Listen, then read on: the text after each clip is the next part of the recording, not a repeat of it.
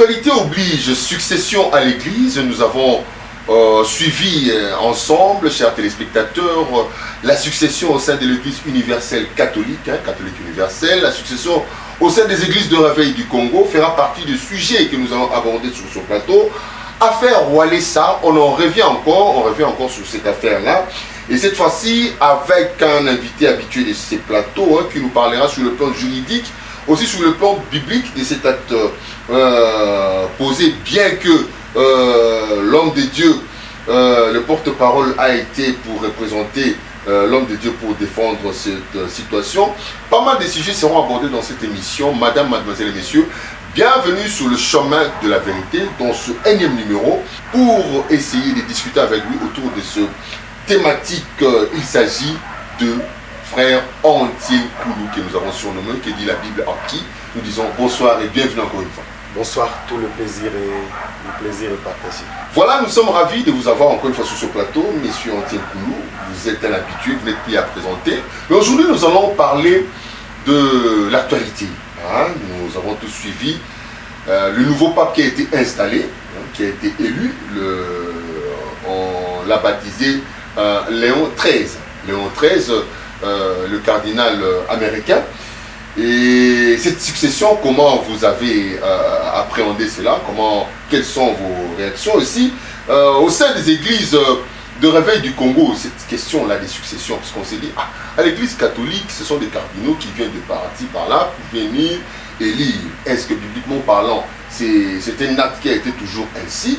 Et aussi au sein des églises de réveil du Congo, spécialement chez nous ici, où nous constatons les églises, la succession au sein des églises de ces communautés-là, se font de manière biologique. C'est comme une histoire héréditaire. Quand le père s'en va, c'est les fils qui succèdent automatiquement. Et aussi affaire Walesa. Voilà, monsieur Antien Koulou, nous allons parler de ces sujets-là. Alors, lorsqu'on parle de succession à l'église, vous avez tous suivi avec nous comment le pape de l'église universelle catholique a été élu.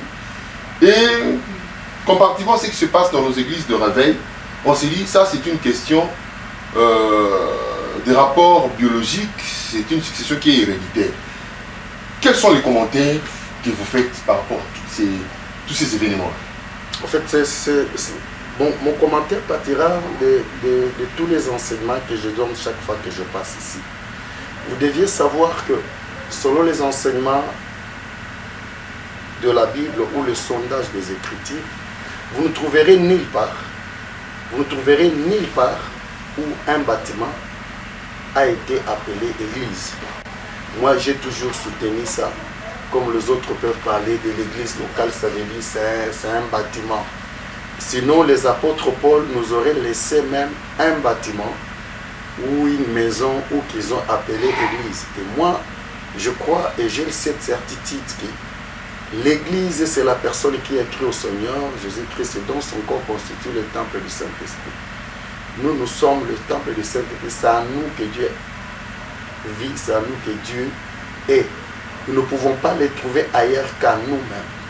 Alors, si vous n'êtes pas dans cette philosophie-là, où l'être humain, le converti, le croyant, c'est celui qui est église, et que vous qualifiez les bâtiments où vous allez vous réunir comme église pendant que la Bible n'a jamais désigné l'église comme telle. Donc pour moi, tout ce qu'ils ont eu à faire n'ont rien à voir avec l'église. Actuellement, pour être écrit, pour que tu sois accepté par rapport à l'opinion, vous êtes obligés d'attribuer tout ce que vous faites. Quand vous dites tout ce qui a été fait là, c'est que vous parlez de l'église catholique universelle ou bien vous parlez de qui? Donc, ce que j'ai dit, d'abord, ça n'a rien à voir avec l'église. Ça n'a rien à voir avec l'église. Ceux qui sont appelés, ce n'est pas une pratique de l'église. L'église, ce sont des êtres humains.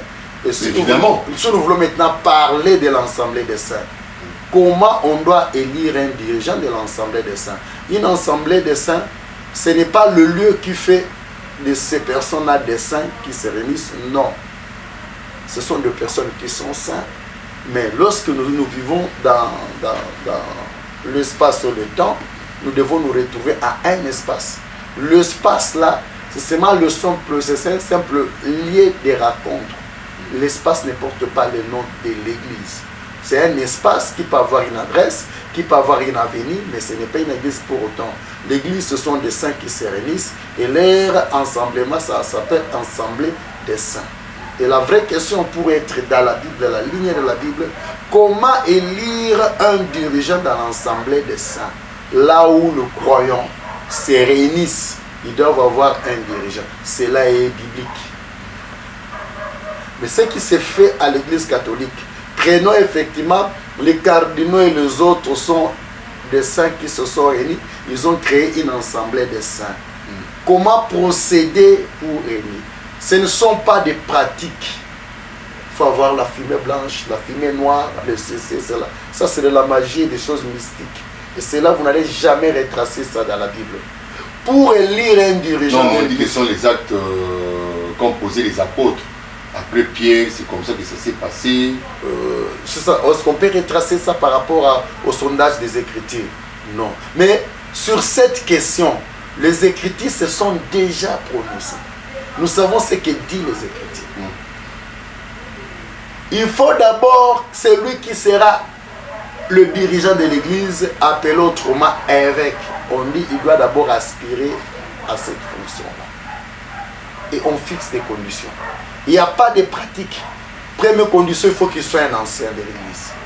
Il est supposé qu'il a la maîtrise, il a la persévérance, il a la maîtrise de la parole, il a la persévérance. Et puis on part sur son impact comportement dans la société. Il doit être marié d'une seule femme. Il doit mieux maintenir sa famille. Et que celui qui ne sait pas tenir sa famille ne saura jamais tenir l'ensemble des saints. Ce sont ces critères. Celui qui remplit ces critères, celui-là mérite d'être évêque. Ce sont des critères dans l'assemblée des saints qui sélectionnent, qui choisit celui qui doit diriger l'assemblée. Ce n'est pas quelque chose de fumée noire, de fumée rouge, de fumée bleue, de cardinaux, de ceci et de cela. C'est l'assemblée des saints qui doit déterminer parmi les anciens, tu vas voir celui qui est ancien.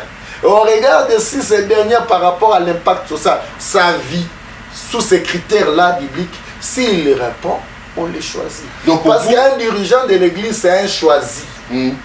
Ce n'est pas un appelé. Ce sont des saints dans l'ensemble. Via les critères, on les choisit. Alors, selon vous, ceux qui sont à la tête, disons, le pape qui est à la tête aujourd'hui de l'Église catholique universelle, n'a pas qualité d'y être parce qu'il n'est pas marié. Non, le problème qu'il y a là d'abord, c'est quoi? Parce qu'il est l'archevêque des archevêques. On ne répond pas, on n'est pas biblique parce qu'on porte le nom de l'Église. Le nom de l'Église, Église, a existé avant même que le Christ soit mort pour nous. Ça peut être une église, mais qui n'a rien à voir avec la Bible. Parce que dans la Bible, un serviteur de Dieu, la désignation des serviteurs de Dieu est biblique. Nous avons les appelés qui se réduisent en 5 ministères. Nous avons un pasteur, nous avons un évangéliste, nous avons un docteur, nous avons un apôtre, nous avons un prophète. Qui est pape? Qui est un cardinal? Pape, c'est l'évêque des archevêques, donc c'est l'archevêque des archevêques. Parce que les cardinaux sont des archevêques. Ils sont désignés. J'ai dit cette réflexion-là de désigner quelqu'un qui est l'archevêque des archevêques. C'est inspiré d'où? Le mot pape n'est pas biblique. En fait, j'ai toujours répété par devant vous pour vous dire ceci. La religion chrétienne ou la foi chrétienne que nous avons, c'est par importation. On a détruit nos cultures et nos religions pour dire que nos cultures et nos religions n'étaient pas conformes à ce qui est écrit dans la Bible. Après sondage de la Bible, on constate que les coutumes des Africains, les religions des Africains ne sont pas conformes à la Bible. C'est comme ça qu'on le déclare, c'est satanique, c'est diabolique. Maintenant, nous sommes en face de ceux qui nous ont amené la Bible, mais ils sont dans des pratiques qui ne sont pas bibliques. Nous devons avoir la même énergie, la même détermination pour dire à ces gens-là, ce que vous faites, comme ils ont dit à nos ancêtres, ce que vous faites n'est pas biblique. La Bible ne connaît pas un pape, la Bible ne connaît pas un cardinal, la Bible ne connaît pas un abbé, la Bible ne connaît pas un archevêque, la Bible ne connaît pas comme serviteur, comme on appelle un monseigneur. Ça, c'est une histoire du monde, ou bien ça relève d'une culture d'un peuple qui n'est pas le nôtre. Et prendre ces choses et en faire le nôtre, même au nom de la religion, ça constitue de la colonisation. Ça constitue de la colonisation. On est en train de détruire notre propre identité pour laisser place à quelque chose de l'étranger et qui n'est même pas conforme à nos mœurs. C'est une domination d'une culture sur la nôtre. Parlons maintenant. Ça n'a rien à voir avec la Bible, c'est une question de la culture romaine. Et pour que nous puissions accepter, ils ont attribué ça faussement à la Bible et ils veulent nous imposer. Mais tout celui qui est éveillé, tout celui qui a de la précision dans l'esprit, même du point de vue intellectuel, ne peut jamais accepter ces choses-là passer dans sa vie. C'est de l'aventure, peu importe que ce sont des anciens, ce sont des vieux, ou ce sont des gens réputés, ils ont de la popularité, mais en bref, du point de vue biblique, c'est de l'aventure, ou du point de vue culturel, c'est la culture romaine. Parlons maintenant de la succession au sein des églises de réveil de notre pays, le Congo, la RDC, où nous voyons, après le décès ou la disparition de représentants légaux de différentes communautés assemblées, il s'ensuit que ce sont leurs fils, donc biologiques je veux dire, qui succèdent à leur place à la tête de ces communautés-là. Le dernier cas, c'est celui du pasteur Carlos Barouti, que nous saluons.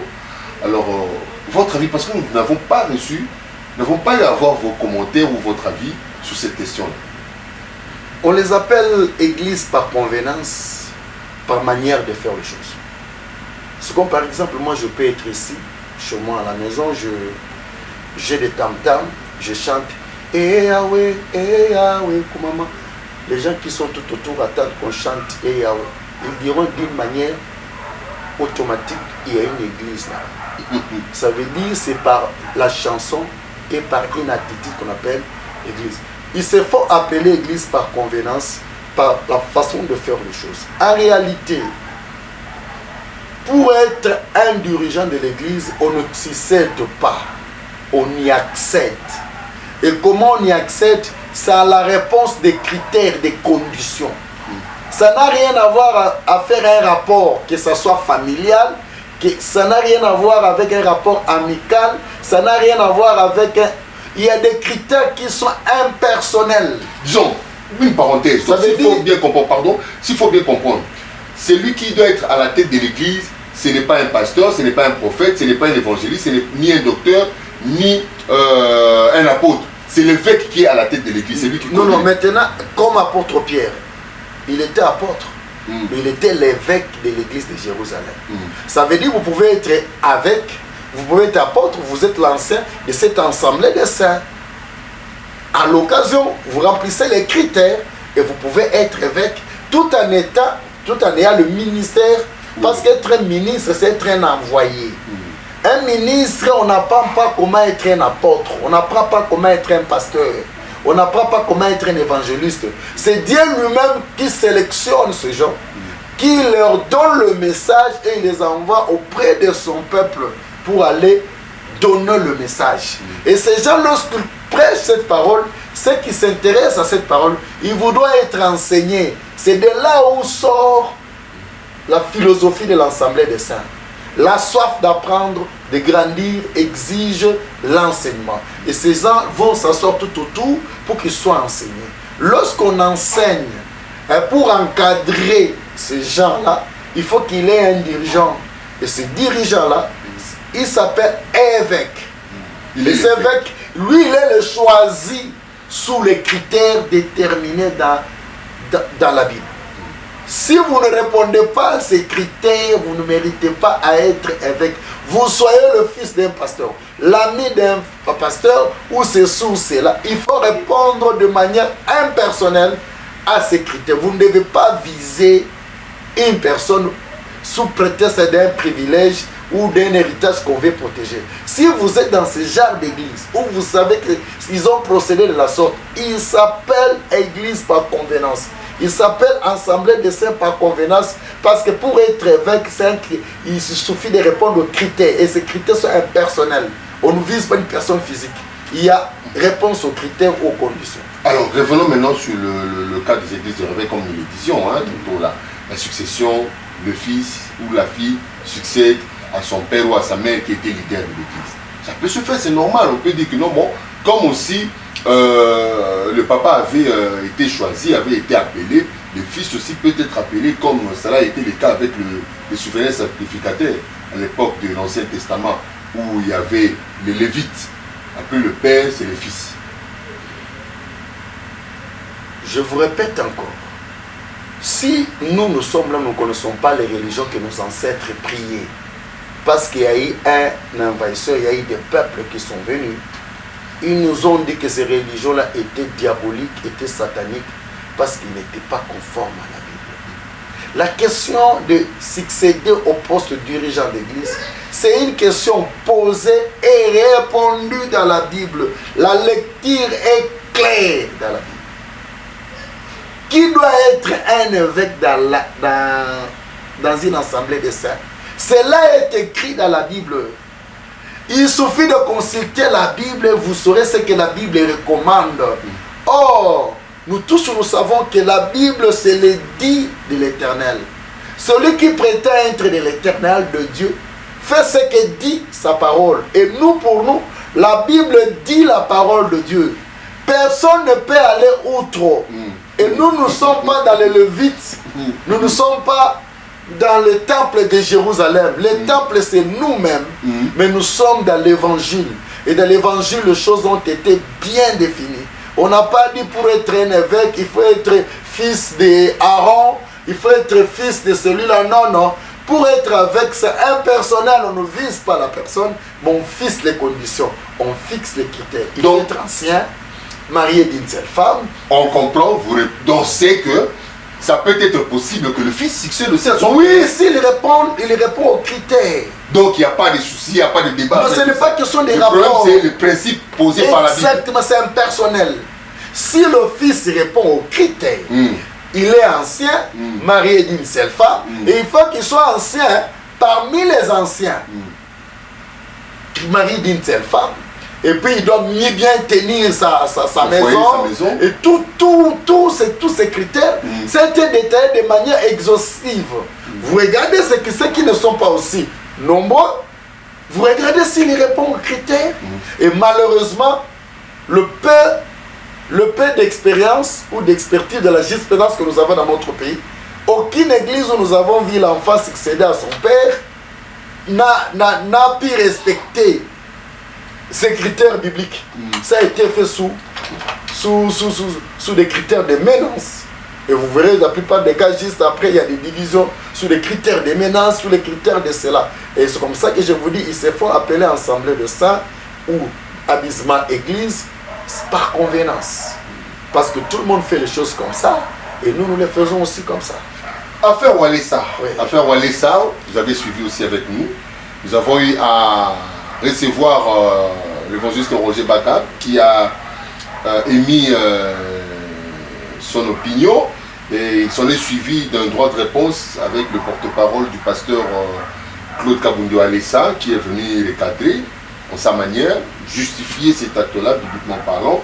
Nous avons que présenter les faits en tant que journaliste. Et vous aussi, vous aviez souhaité, malheureusement, l'espace ne nous a pas permis, puisque vous étiez à Lubumbashi, nous étions ici à Kinshasa. Vous êtes aussi juriste, il faut le dire.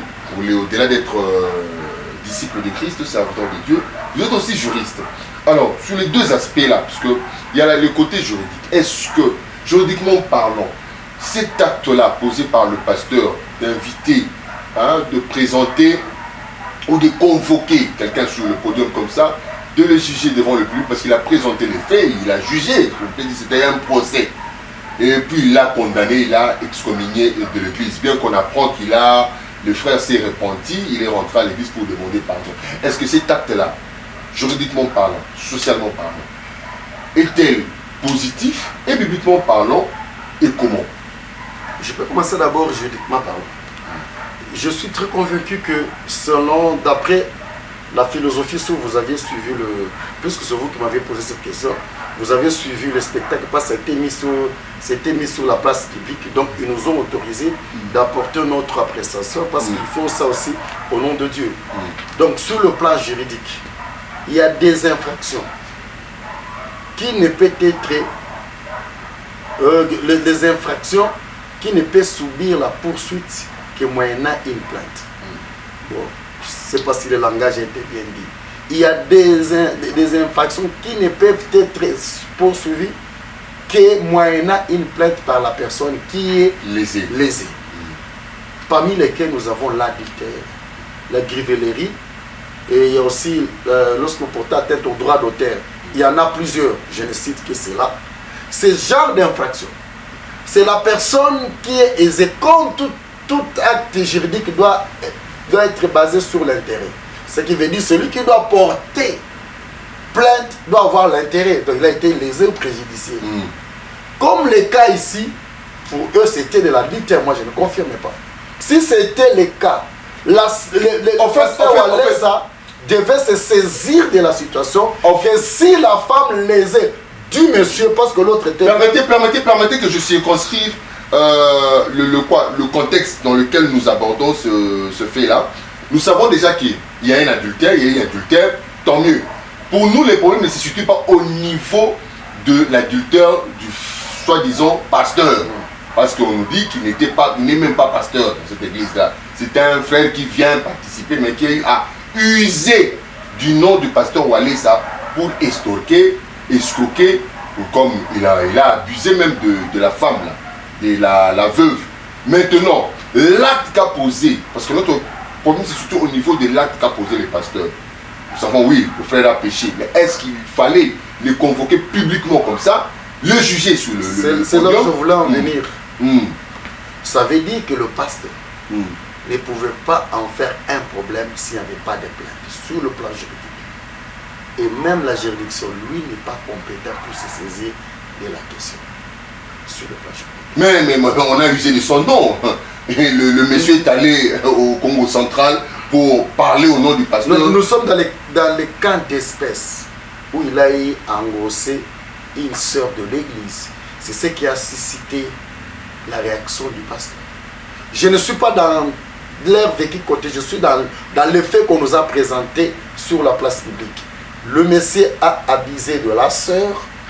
Il est supposé être marié. Pour le pasteur Walesa, c'est un acte d'adultère. Il ne pouvait pas tolérer ça à l'église. Non, je ne sais pas si vous me comprenez. En fait, le problème pour le pasteur Walesa, ce n'est pas... Au niveau si c'était un citoyen lambda, quelqu'un d'autre d'une autre assemblée, le pasteur Walesa n'allait pas le poursuivre. Le pasteur Walesa l'a poursuivi parce qu'il a usé des noms du pasteur Walesa. Il devait se saisir des instances judiciaires, du point de vue droit. Et ce qu'il a fait, c'est de la justice populaire. C'est de la rie. C'est des réactions impulsives. C'est ce qu'il a fait. Mais son porte-parole, le frère Gédéon que je salue, est venu avec des versets publics dire que c'est recommandé par la Bible. S'il y a un frère parmi vous qui commet ceci, qui fait ça, il faut l'interpeller, l'exposer. Là, on n'est pas encore dans la Bible. Nous sommes encore du point de vue question juridique. Ah, ok. Si c'est un cas d'adultère, il a fallu une plainte au préalable de la soi-disant femme du monsieur. S'il n'y a pas plainte, il n'y a pas poursuite. Vous comprenez? Même s'il y a une plainte, ce n'est pas auprès du pasteur Walesa. Même le fait d'utiliser le nom du pasteur, Là, le pasteur Walesa devait porter plainte aux juridictions compétentes. L'église... Donc, il ne devait pas se faire justice. Il ne devait pas se faire justice. Ça, c'est la rie. Il était dans la rie. Et comme je vous dis toujours, la plupart de ceux qui se font appeler église, c'est de la rie. Et les spectacles que nous produisent, vous savez voir que vous avez affaire aux gens de la rie qui n'ont pas de notions, qui n'ont pas de niveau, ni de niveau intellectuel. Bien qu'on ne peut pas juger un enfant de Dieu du point de vue intellectuel. Mais comme ils acquisent des fruits qui ne le sont pas, ils ne sont pas des enfants qui obéissent à la parole du Seigneur, je vais le dire que c'est trop trivial son attitude du point de vue du droit. Ça veut dire qu'il a manifesté toute l'ignorance qu'un illettré. Je ne l'insulte pas. Je vous dis totalement, son attitude du point de vue droit, il a manifesté une attitude que peut manifester un illettré, celui qui n'a pas étudié. Du point de vue droit. Et ça constitue une infraction à l'égard du monsieur. Imputation dommageable. Le monsieur pouvait porter plainte au pasteur par rapport à son attitude. S'il est accusé d'adultère que sa femme n'a pas porté plainte, le pasteur ne pouvait pas. Parce qu'il n'est même pas victime. La victime est supposée être la dame. Il a même dit, sortez vous deux. Il n'est même pas victime. Et sa réaction, sa réponse de quoi? Parce que lui-même n'est pas victime. C'est en ça que j'ai dit que c'était une réaction de Larry. Et du point de vue droit, donc il n'y a pas une explication possible qu'on peut donner par rapport à son attitude. Si ce n'est de dire que c'est une réaction impulsive, c'est une réaction de Larry, c'est une réaction diffuse. Ça ne donne aucune leçon, ça ne traduit aucune connaissance intellectuelle, ça ne traduit aucune maîtrise de l'intellect. C'est comme un homme de Larry qui a pris quelque chose comme ça sous les émotions, il lance ça sur la place publique. Et ça n'a rien à voir avec l'intellect. Parce que lorsqu'on parle de bibliquement parlant, nous sommes en face d'un homme supposé être marié parce qu'on n'a pas vu sa femme, qui y est sorti sexuellement, qui a couché avec une femme veuve. Un tel acte est-il un péché? Point d'interrogation. Et si c'est un péché, c'est quel péché?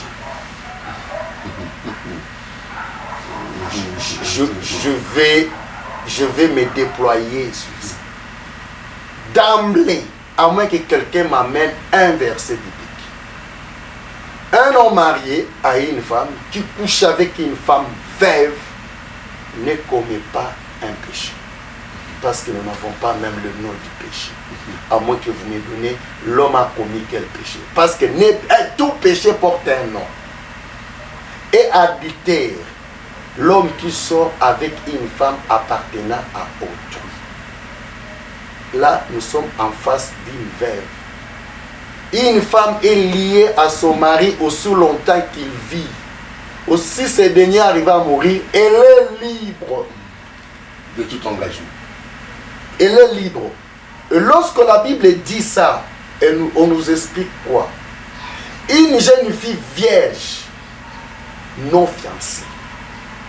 Si un jeune homme va vers cette fille vierge non fiancée, la connaît.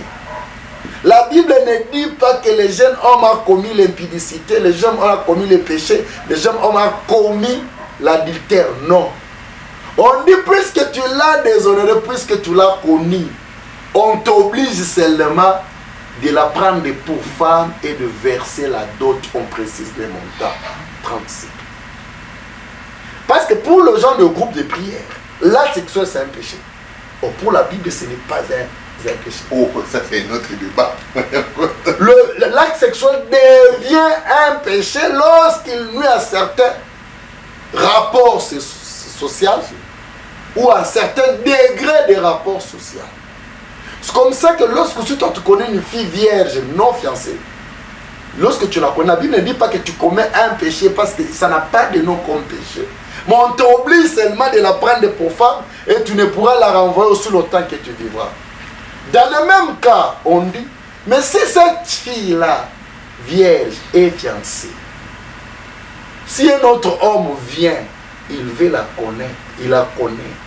La Bible dit, il vient de commettre l'adultère, il faut lapider. Et l'homme et la jeune fille fiancée vierge. Là, la Bible appelait ça adultère parce que ça portait atteinte aux fiancés de la jeune fille. Tous ces bibliques, Lévitique, Deutéronome en parlent et Exode. Mais on dit ceci, celui qui connaît une femme appartenant à autre, une femme mariée, commet l'adultère.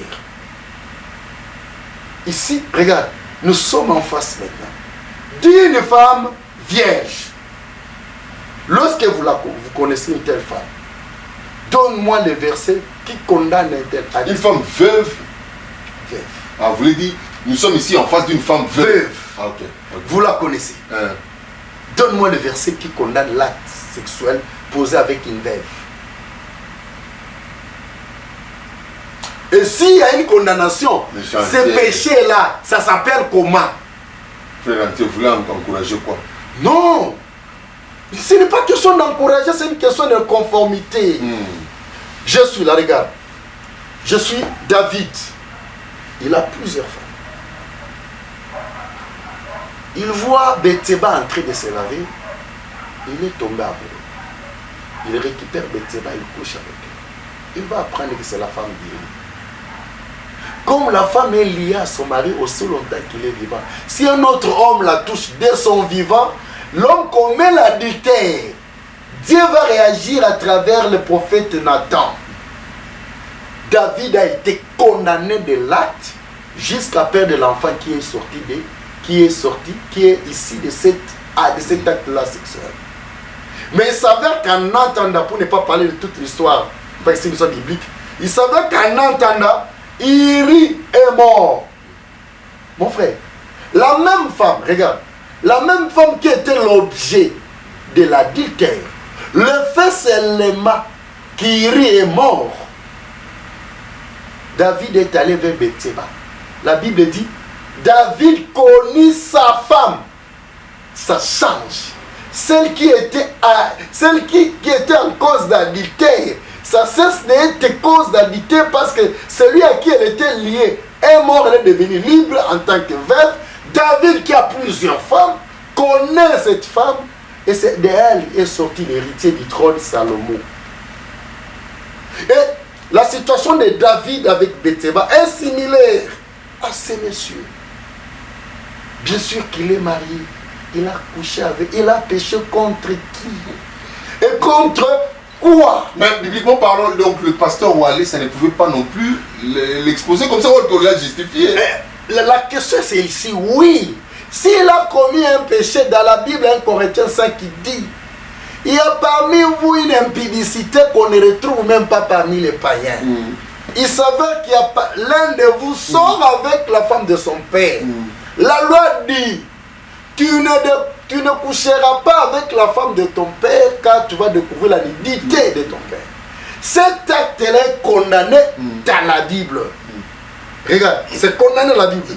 Apôtre Paul s'appuyer à la loi. Il a dit, le gars est déjà sauvé. Mais il ne mérite pas d'être encore votre milieu. Il faut le chasser. On va vendre son corps au diable, mais son esprit sera sauvé. Apôtre Paul, pour condamner cet acte, il a d'abord fait référence à la lecture de la Bible. Notre pasteur, parce qu'avant de condamner quelqu'un, fait la lecture. Vous avez quand même à suivre la réaction, la réponse du porte-parole de... Il a qualifié l'acte sans lire la loi. Mais il a dit que c'est la Bible. Il a posé, mais le frère il a qualifié ça à maintes reprises. Il a été à maintes reprises interpellé par le pasteur pour lui dire d'arrêter de faire ça. De faire quoi? D'arrêter ses comportements. Quel comportement? Il a abusé pas mal de femmes. Vous appelez abuser, il fait quoi des faits? Parce que l'infraction est qualifiée au moment de la commission des faits. On ne peut pas qualifier d'un acte infraction en dehors des faits. Parlez-nous de faits, parce que dans la constitution de l'infraction, il y a un élément qu'on appelle élément préventif. Ça veut dire, aucun fait ne peut être qualifié d'infraction aussi longtemps que la loi ne l'a pas qualifié ainsi. Même si ça porte préjudice, si la loi n'a pas qualifié un tel comportement à infraction, ne sera jamais infraction. C'est comme ça que la Bible dit, le péché, c'est la transgression de la loi. Avant qu'il ait péché, il doit y avoir la loi. Cela ne suffit pas. Il faut que cette loi-là soit transgressée. Pour que cet acte de cet homme-là soit qualifié de péché, il faut d'abord nous lire la loi qui qualifie un tel acte péché.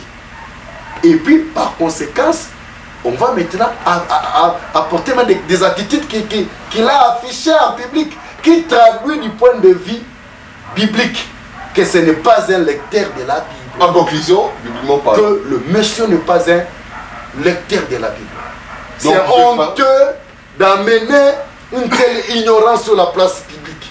Il ne lit pas la Bible, mais il prétend la prêcher. On va prendre le dernier point, affaire Seben. Le problème qui est là, c'est que vous devez savoir. En tout ça, en fait, le problème, c'est lequel? C'est comme ça qu'ils prétendent donner de notions à enseigner nos familles. Avec tant d'ignorance. Ils prétendent dire ça au nom de la Bible, tout en ignorant la Bible. Et vous savez à quoi la famille est exposée? Parce que ces assemblées sont remplies de nos femmes, de nos sœurs et de nos enfants. On prétend leur presser quelque chose qu'elles ne lisent pas, qu'ils ne connaissent pas. Or, ce sont leurs pensées déviantes, mais au nom de la Bible. Mais il est temps qu'on sauve nos familles. Nous sommes en face vous aurez le mot de la fin pour conclure. Parce que ça, on s'assemble déjà être une conclusion. Mais je voudrais qu'on aborde le dernier point, affaire Seben.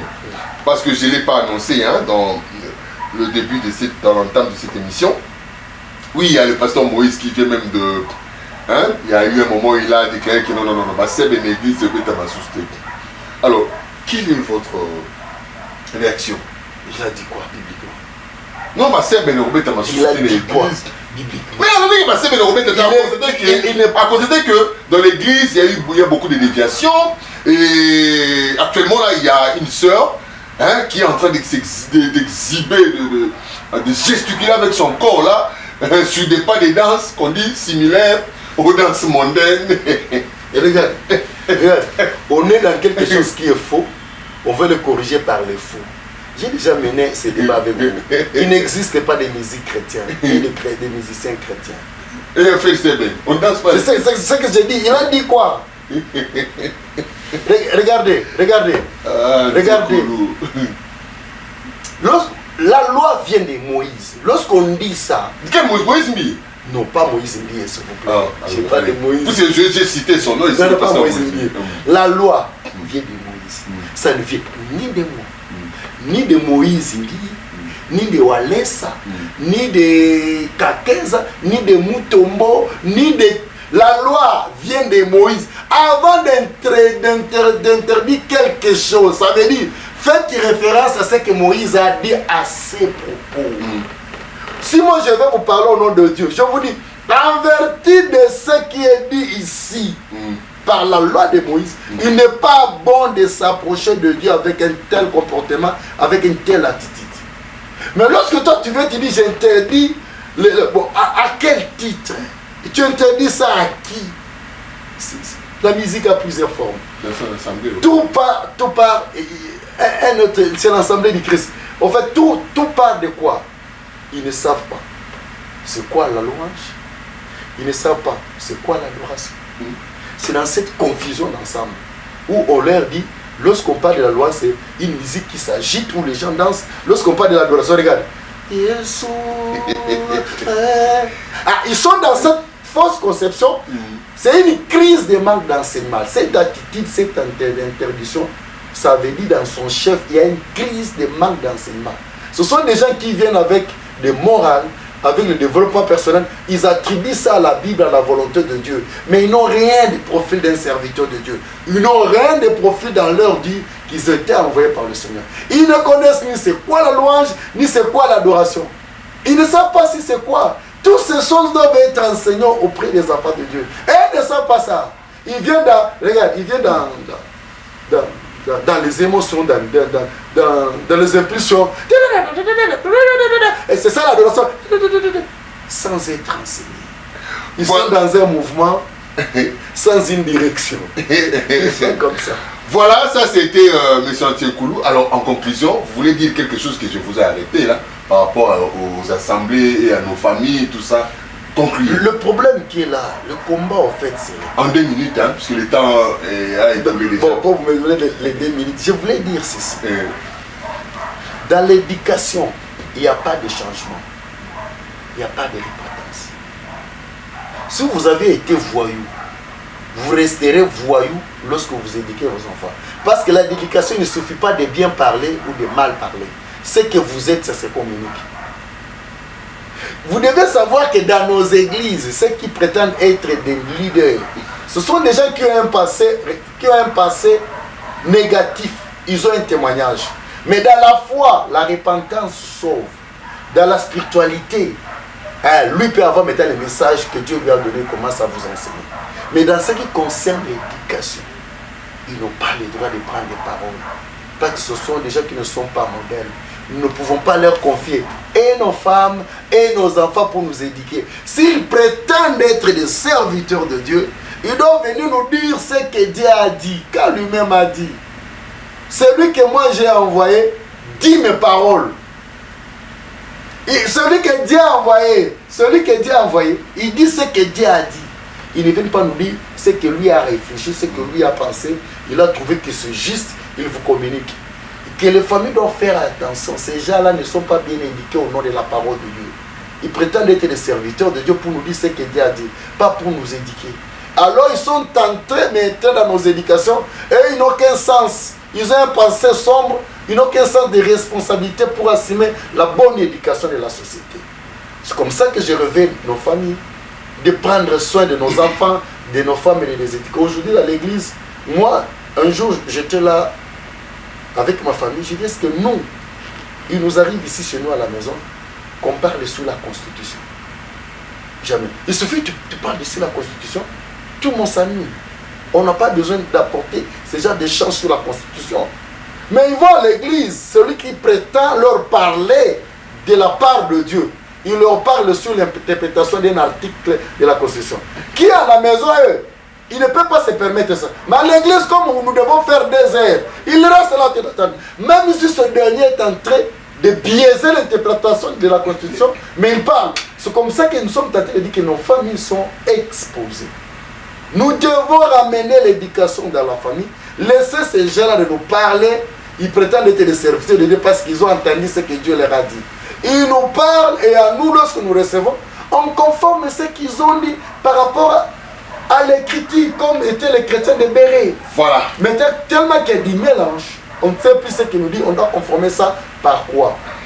Famille, réveillez-vous. Et les choses commencent à devenir encore trop pires. Nous devons nous réveiller. Merci. Voilà, famille, réveillons-nous, car les temps deviennent de plus en plus sombres et soyons comme le chrétien de Béret tel que l'a recommandé frère Antien Koulou, pour que nous ne tombions pas dans le piège de la tentation ou dans le piège du malin. Voilà, nous sommes arrivés à la fin de cette émission. Ronde a été notre joie de vous l'avoir proposé. Nous disons aussi merci à frère Antien Koulou qui nous a permis de l'aborder encore une fois, arriver ici pour l'entretenir autour de ces différentes questions, différents sujets. Et nous vous disons aussi merci de nous avoir suivis. Merci à toute l'équipe technique. Henri Toumbonio. Est-ce que vous pouvez, je ne vous coupe pas. Oui. Une minute. Sur la question de l'acte posé par le monsieur là, le soi-disant pasteur de l'église, là où il a connu la veuve. Il a connu une veuve. Je suis ouvert sur cette question-là. Parce qu'ici, on a survolé. Pour parler si c'est un péché ou ce n'est pas péché par rapport au sondage des Écritures. Je suis ouvert. Si cette église-là va envoyer quelqu'un, vous me prévenez. Je viendrai à Kinshasa pour ça. Pour les débats. Pour les débats. Je suis ouvert pour tout le monde, celui qui qualifiera cet acte-là, selon la parole que c'est un péché. Je suis très ouvert à un échange. Merci beaucoup Henri Toumbonio, Donacel Utundula, Windows Kimwini, toute l'équipe de Digital Congo. On se retrouve prochainement pour un nouveau numéro, toujours sur le chemin de la vérité. Au revoir.